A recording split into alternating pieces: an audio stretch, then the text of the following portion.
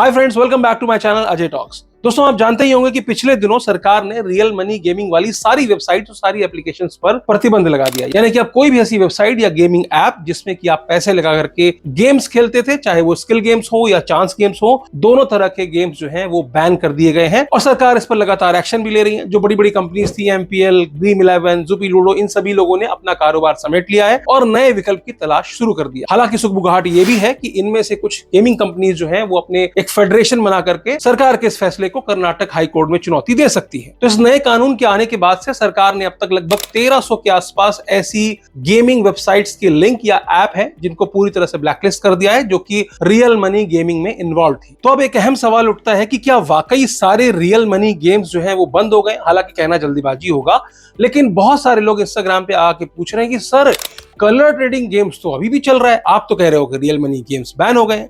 कुछ लोगों ने कहा कि चिकन गेम्स चल रहा है, चिकन रोड्स के नाम से एक गेम चल रहा है। कई लोग एविएटर के बारे में कह रहे हैं। तो कुछ ऐसे गेम्स हैं जो आज भी चल रहे हैं। जब मैंने उसको चेक करना चाहा तो टेलीग्राम पर तमाम प्रमोटर जो अभी भी मौजूद हैं, जिन्हें इस बिल के आने के बाद कोई फर्क नहीं पड़ा है, धड़ल्ले से वो अभी भी इन अवैध गेमिंग ऐप्स को प्रमोट भी कर रहे हैं, चला भी रहे हैं, लोग पैसे भी डिपॉजिट कर रहे हैं और विड्रॉल्स भी आ रहे हैं। तो सवाल ये उठता है कि सरकार की जो मंशा थी ऑनलाइन रियल मनी गेमिंग को बंद करने की, क्या वो उनका पर्पस सॉल्व हो रहा है या नहीं हो रहा है?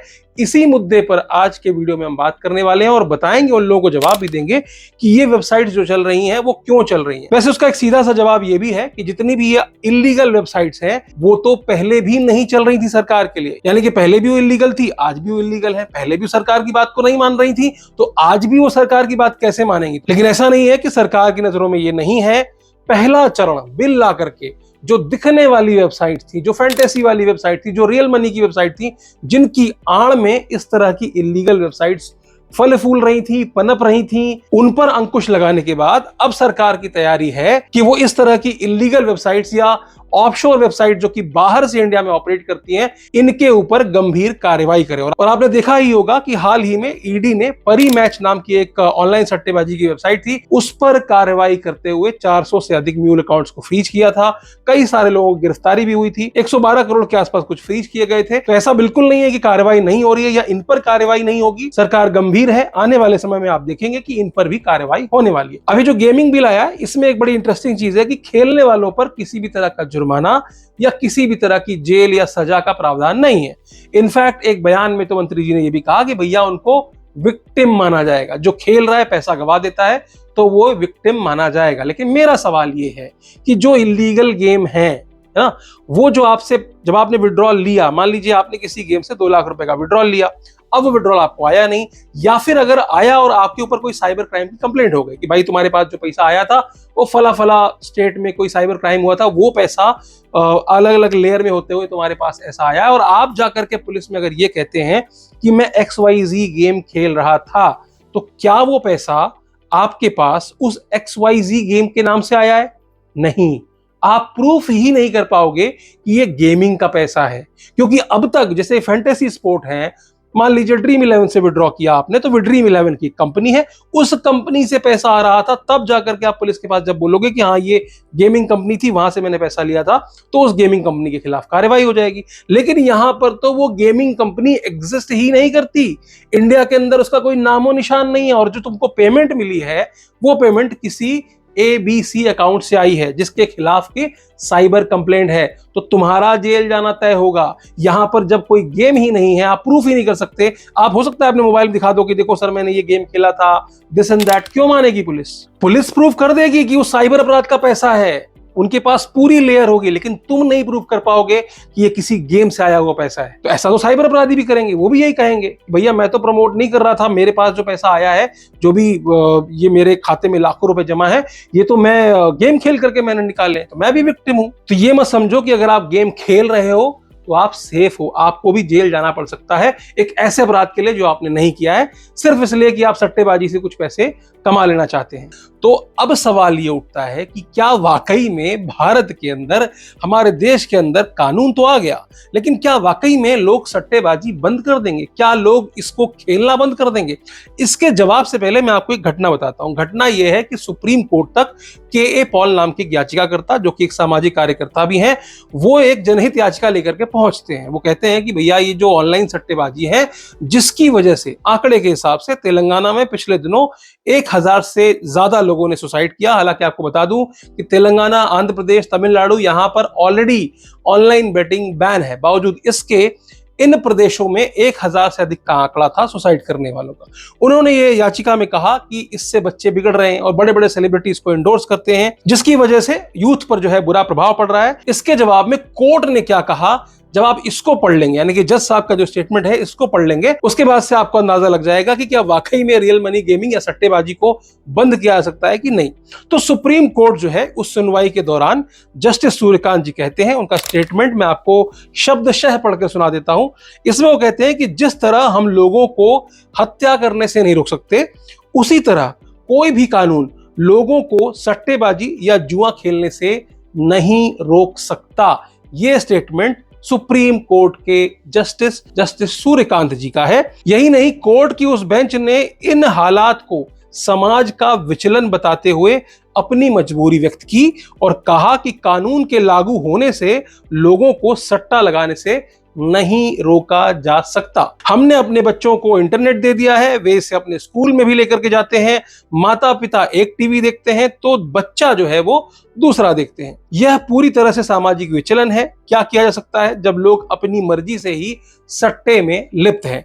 यह कहना है कोर्ट की उस बेंच का, जो कि उस जनहित याचिका की सुनवाई कर रही थी, जिसमें कि इस तरह की ऑनलाइन बेटिंग एप्स को बैन करने की मांग की गई थी। तो सुप्रीम कोर्ट के जो जज साहब हैं और जो बेंच के जो स्टेटमेंट है, इसको अगर आप वेरीफाई करना चाहते हैं तो आपको बहुत ज्यादा दूर जाने की जरूरत नहीं है। एक आंकड़े के हिसाब से भारत में 112 करोड़ मोबाइल कनेक्शन है। कितने? 112 करोड़ मोबाइल कनेक्शन है। ऐसे में जो प्रकाशित खबरें थी उसके हिसाब से 45 करोड़ लोग भारत के अंदर, 45 करोड़ लोग जो है वो ऑनलाइन बेटिंग या सट्टेबाजी में इन्वॉल्व रहे हैं। तो अगर आप ये मान लें 100% लोगों में से मान लें, तो भी 40% से अधिक लोग जो है वो ऑनलाइन सट्टेबाजी कर रहे थे, इन्वॉल्व थे, जिसके बाद ये बिल लाया गया। तो आप मान के चलो 112 करोड़ तो कनेक्शन है, उसमें से अगर आप सीनियर सिटीजन को टालो, महिलाओं को टालो, या कुछ ऐसे आय वर्ग के लोगों को टालो जिनको कि सट्टेबाजी से कोई लेना देना नहीं है, तो भी अगर आप देखोगे तो मुझे ऐसा लग रहा है इन आंकड़ों के हिसाब से 50-60% लोग तो ऐसे हैं जो कि वाकई ऑनलाइन सट्टेबाजी कर रहे थे, उसमें इन्वॉल्व थे। और इसका असर ये भी देखने को मिल रहा है कि जब से बिल आया है बहुत सारे लोग सरकार के खिलाफ बोल रहे हैं।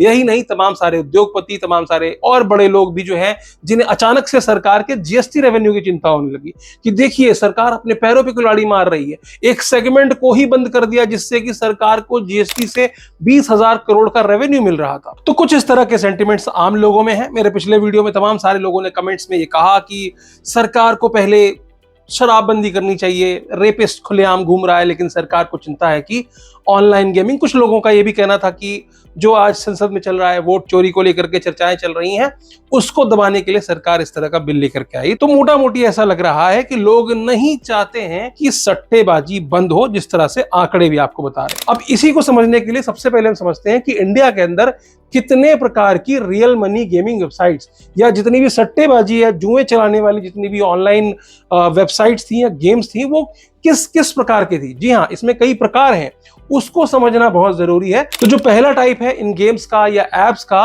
उनमें आती हैं एमपीएल जैसी, ड्रीम 11 जैसी, माई 11 सर्किल, जुपी लूडो, जिनको कि ये माना गया कि ये स्किल गेम्स हैं। सुप्रीम कोर्ट का कोई ऑर्डर था, उसके तहत इनको लीगल माना गया और भारत के अंदर बाकायदा ये ऑपरेट कर रही थी। प्राइवेट लिमिटेड कंपनी है, पैसा अपनी कंपनी में लेना, अपनी कंपनी से देना, बड़े बड़े स्टार्स को ब्रांड एम्बेसडर बनाना, अखबारों के फ्रंट पेज से लेकर के टीवी पर विज्ञापन देना हो, बड़े बड़े टूर्नामेंट्स ऑर्गेनाइज कराना हो, यहां तक कि भारतीय क्रिकेट टीम की जर्सी को भी ऐसी ही एक कंपनी जो है वो स्पॉन्सर कर रही है। तो ये जो सारी वेबसाइट्स हैं, इनके इंडिया में ऑफिसेज हैं, इनके लोग काम करते हैं, स्टाफ है, सरकार को ये जीएसटी पे करते हैं, टैक्स पे करते हैं, यूजर्स की प्रोफाइलिंग करते हैं, केवाईसी करते हैं, उनको पेमेंट करते हैं, टीडीएस काटते हैं। ये सारी जो फाइनेंशियल प्रक्रिया है उसको पूरा करते हैं ये लोग। अच्छा, ये स्किल बेस्ड गेम की जो परिभाषा है उसको सुन के कभी कभी हंसी आती है। शुरुआत में मुझे लगता था कि जो फैंटेसी गेम है, खासकर एक क्रिकेट वाला जिसमें कि आप टीम बनाते थे, पहले जब मुझे नहीं पता था, मैं इन्वॉल्व नहीं था, तो मुझे लगता था, जब ये शुरू में नया आया था, मुझे लगता था कि इसमें आप टीम बनाएंगे और आप एक्चुअल में वर्चुअली खेलेंगे, बैटिंग करेंगे, बॉलिंग करेंगे,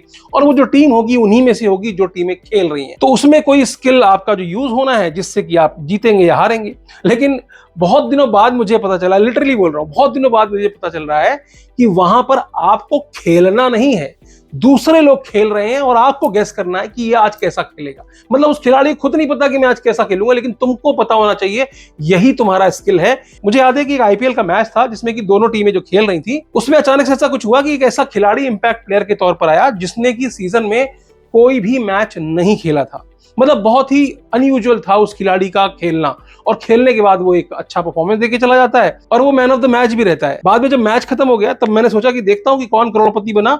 तो सबसे ऊपर जितने भी लोग थे, उन सभी लोगों ने उस खिलाड़ी को, जो कि कभी खेला भी नहीं था, इंपैक्ट प्लेयर बना, उसको कैप्टन बना रखा था अपनी टीम का भाई साहब। और एक दो नहीं, ऐसी तमाम प्रोफाइल थी शुरू से लेकर लास्ट तक, जाने सैकड़ों में ऐसे नंबर्स थे जिसने उस इंपैक्ट प्लेयर को कैप्टन बना रखा था। तब मुझे लगा कि यार वाकई में लोग इतने स्किल्ड हैं, उनको इतने सपने आते हैं कि यार ये खिलाड़ी आज खेल सकता है, जो कि अभी तक कभी नहीं खेला, वो भी इंपैक्ट प्लेयर के तौर पर, जो कि प्लेइंग 11 में था भी नहीं। तो ऐसे ऐसे स्किल सेट वाले लोग जो हैं वो इस तरह के गेम खेलते थे, जिनको क्या बुरा लग रहा है कि इतना अच्छा गेम था उसको बैन कर दिया। अच्छा, यहां पर एक तर्क और दिया जाता था कि भाई इस तरह के गेम में आप लाखों रुपए कैसे हार सकते। सबसे इंपॉर्टेंट चीज समझो, इनकी एंट्री फीस जो है वो 39, 29, 59, 79 इस तरह की कुछ एंट्री फीस है कि आप एक मैच पर 79 रुपीज या 39 रुपीज की एंट्री से आप कोई अपनी टीम बना करके एंट्री कर सकते हैं। जब आप खेलना शुरू करते हैं, जब आप पहले दिन 39 रुपीज की टीम लगाते हैं, मैं आपको यकीन के साथ कह रहा हूं आप जीत जाते हैं।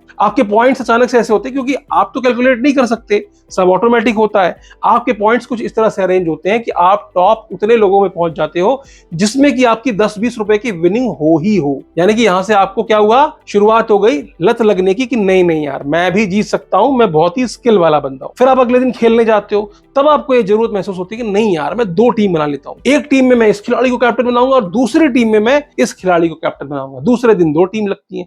ऐसे करते करते, हालांकि प्लेटफॉर्म्स का दावा है कि 20 टीम ही लगा सकते थे, लेकिन प्लेटफॉर्म्स कितने हैं ये भी तो देखो आप। ऐसा जरूरी नहीं है कि एक बंदा सिर्फ एक ही प्लेटफॉर्म पर खेलेगा। और जिस तरह के टीवी विज्ञापन आ रहे थे आपने देखा ही था कि कुछ मत करो, टीम बनाओ, करोड़पति बन जाओ, सपने ऐसे दिखाए जाते थे। और बीच बीच में मार्केटिंग स्ट्रेटजी ऐसी थी कि 4000 रुपए प्रतिमाह कमाने वाला युवक अचानक से फला गेम से करोड़पति बन गया। ऐसी कई न्यूज आपने देखी होंगी जो कि बड़े बड़े मीडिया चैनल्स पर, यूट्यूब पर चैनल्स पे जा करके लोग माइक लगा लगा के पूछते थे कि कैसे जीता, क्या किया। तो यहां से शुरुआत होती है इस तरह के गेम्स में इन्वॉल्व होने की। तो इस तरह के जो फैंटेसी ऐप हैं, क्या इसको खेल करके आप किसी तरह के स्किल सेट को एक्वायर करते हैं? बिल्कुल नहीं। क्या आप एजुकेट होते हैं? बिल्कुल नहीं। क्या आप एंटरटेन होते हैं? बिल्कुल नहीं। आप इस ऐप पे सिर्फ इसलिए हैं कि आप पैसा कमाना चाहते हैं। शुरुआत में 1-2 टीम लगाने के बाद धीरे धीरे ये टीम की संख्या बढ़ती चली जाती है, आपका इन्वेस्टमेंट बढ़ता चला जाता है। 1-2 टीम आप ऐसी बनाते हैं जो कि आपको लगता है कि ये बेस्ट होंगी, उसके बाद आप तमाम सारी रैंडम टीम्स भी बनाने लग जाते हैं कि यार कहीं ये ना चल जाए, कहीं ये इंपैक्ट प्लेयर आकर के इफेक्टिव पारी ना खेल जाए,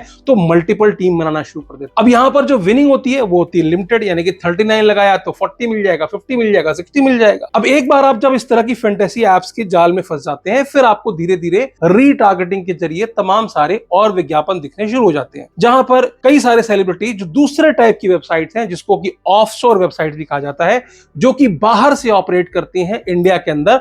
इंडिया में वो पूरी तरह से इलीगल है, जिसके उदाहरण है पारी मैच हुआ, 1xBet हुआ, दफा बेट हुआ, लोटस 365, फेयर प्ले, ऐसी तमाम सारी वेबसाइट जो दूसरे टाइप्स की वेबसाइट है। पहली तो वो हो गई जो लीगल थी, सरकार को टैक्स दे रही थी, सब कुछ है डोमेन वोमेन। दूसरी ऐसी वेबसाइट है जो ऑफशोर वेबसाइट है, जो कि आज भी चल रही है, बावजूद इसके कि मार्च 2025 में भी इन ऑफशोर वेबसाइट्स की वेबसाइट्स को ब्लैकलिस्ट किया गया था। बावजूद इसके इन्होंने अपने डोमेन चेंज कर लिए, वेबसाइट चेंज कर ली और तमाम सारे सैरोगेट एड्स चला करके भी वो इंडिया के अंदर अभी भी ऑपरेट कर रहे थे। अभी आपने हाल ही में न्यूज देखी होगी कि किस तरह से सुरेश रैना, हरभजन सिंह, युवराज सिंह, उर्वशी रौतेला, इन सभी लोगों को ईडी ने बुलाया था। इनके ऊपर एफआईआर दर्ज कराई गई और दर्ज क्यों कराई गई है उसका मैं आपको कारण बताऊं। इसमें से एक वेबसाइट है 1xBet, इसको बैन कर दिया गया था इंडिया के अंदर। बाहर की वेबसाइट क्रिकेट से लेकर के तमाम सारे सट्टेबाजी वाले गेम्स को इंडिया में खिलाते हैं, लेकिन इन्होंने क्या किया, इन्होंने इंडिया में लॉन्च किया 1xBet। 1xBAT, यानी कि स्पेलिंग में चेंज करके, बाकी सब लोगो शोगो वैसा ही है, स्पेलिंग में चेंज करके एक स्पोर्ट्स वेयर ब्रांड लॉन्च कर दिया इंडिया के अंदर,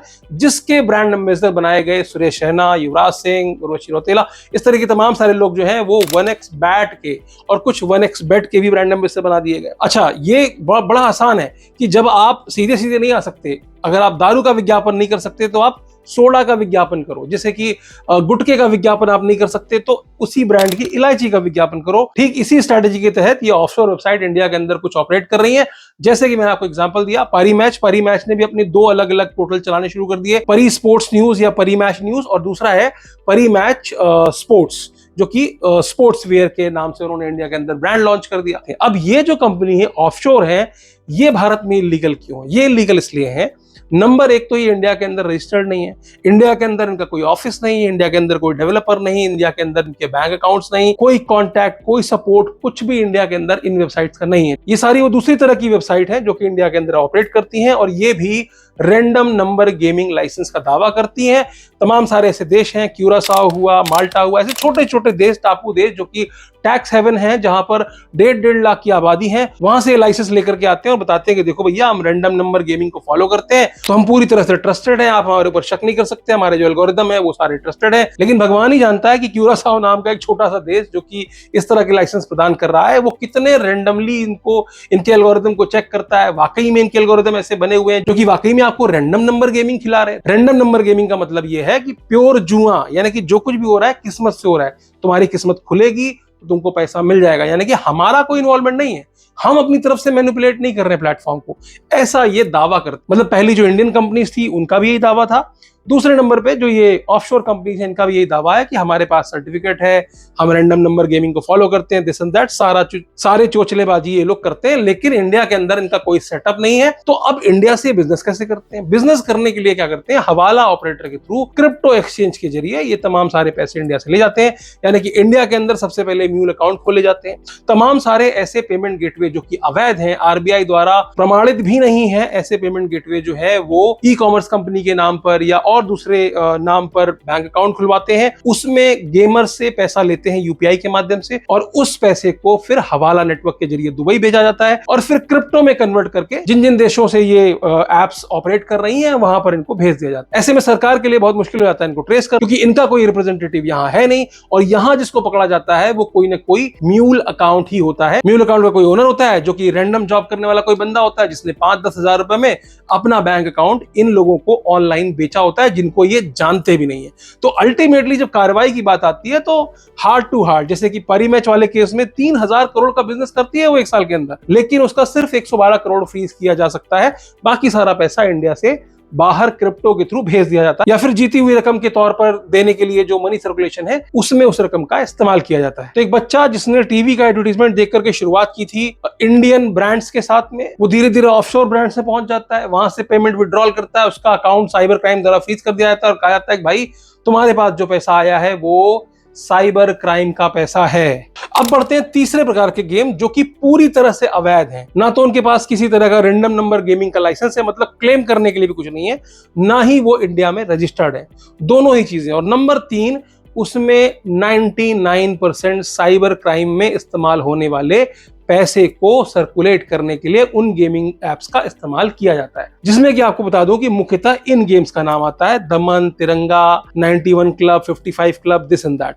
अब इसके प्रमोशन के लिए लोग क्या करते हैं, इसके प्रमोशन के लिए बड़े बड़े सेलिब्रिटीज को हायर नहीं किया जाता, 2 तरीके से प्रमोशन किया जाता है। बहुत सारे इंस्टाग्राम इन्फ्लुएंसर, जैसे कि मुझे भी बहुत सारे ऑफर्स आते रहते थे कि भाई साहब आप इसको प्रमोट कीजिए, हम आपको इतने पैसे देंगे। और सिर्फ स्पॉन्सरशिप नहीं देते ये लोग, इसमें यूजर्स जो पैसे हारते हैं, यानी कि जो पैसे अपलोड करते हैं और हार जाते हैं, उसका एक हिस्सा तक देने का वादा किया जाता है। साथ ही मंथली सैलरी भी दी जाती है। आपको ऐसा भी कहा जाता है कि आपको एक टेलीग्राम चैनल बनाना है अपने उन यूजर्स को जो कि आपको इंस्टाग्राम पे और यूट्यूब पर देखते हैं, जो हमारे गेम को साइन अप करते हैं, उन सारे यूजर्स को टेलीग्राम पर लेकर के आओ, यहां पर टिप्स दो, भविष्यवाणियां दो कि भाई ये गेम आएगा, ये नंबर आएगा, और इनमें गेम कौन से होते हैं, कलर प्रेडिक्शंस गेम्स होते हैं, सट्टा, मटका, दिस दैट, ड्रैगन और भी तमाम सारे गेम्स हैं, आप लिस्ट देख लो।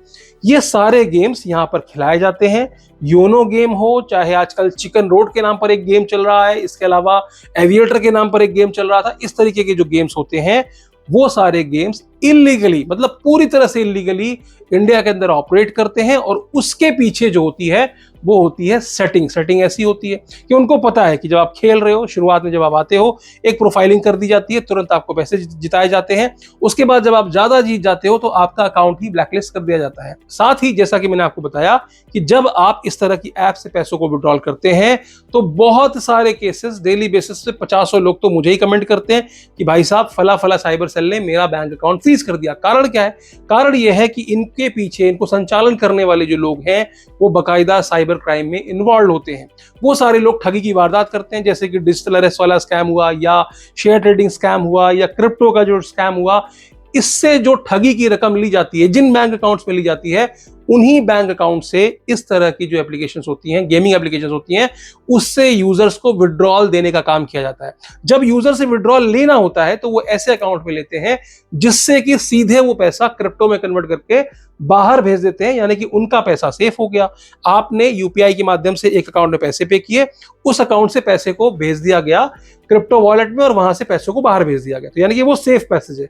लेकिन जो आपको मिल रहा है वो कौन सा पैसा मिल रहा है? किसी एक बंदी को ठग लिया डिजिटल अरेस्ट में 50 लाख रुपए, वो जिस अकाउंट में लिए उस अमाउंट को शाम को जब आप विड्रॉल ले रहे हैं जीतने के बाद, तो आपको उस अमाउंट में से एक हिस्सा दे दिया जाता है।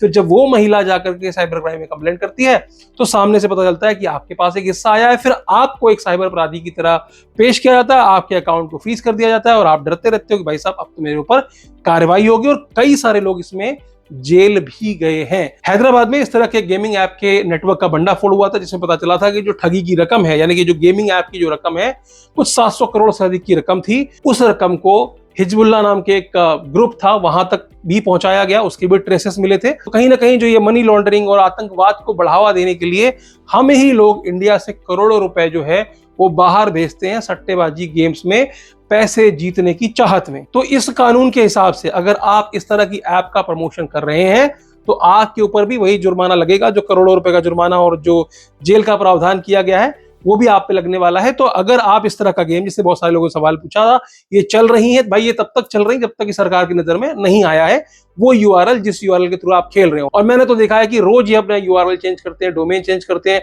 और इनके जो प्रमोटर्स हैं वो टेलीग्राम का सहारा लेकर के अलग अलग चैनल्स में अपनी लिंक भेजते हैं कि आज इसमें साइन अप कर लो, आज इसमें साइन अप कर लो और वहां जाकर के पैसे का डिपॉजिट कर दो। तो आज नहीं तो कल ये भी क्रैकडाउन होगा, और इसमें अगर आप कहीं ना कहीं संलिप्त पाए जाते हैं तो यकीनन आपको भी जेल होगी ही होगी। अब तो वैसे भी एआई का दौर चल रहा है, किसी भी बड़े सेलिब्रिटी को ब्रांड एम्बेसडर बनाने की जरूरत ही नहीं है।